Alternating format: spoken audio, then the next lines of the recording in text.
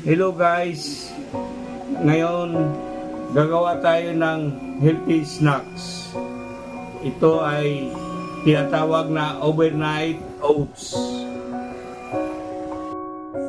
Guys, ang gagamitin natin ng mga ingredients ay itong whole rolled oats, ganito, at saka itong yogurt, at saka sunod itong almond milk,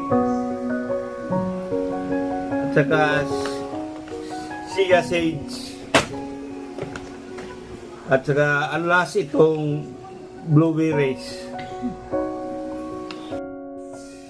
Una guys, paglalagay tayo ng 1 cup na oats dito sa jar. Next guys, ilalagay natin ang yogurt dito sa jar.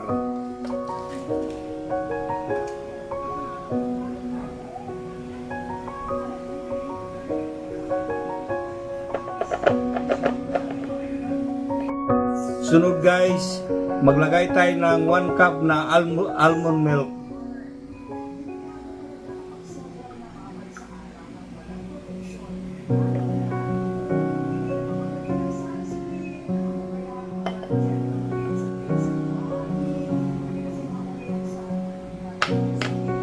Sunod guys, ilagay natin ang chia seeds, mga 1 teaspoon guys, ang chia seeds na ilalagay natin.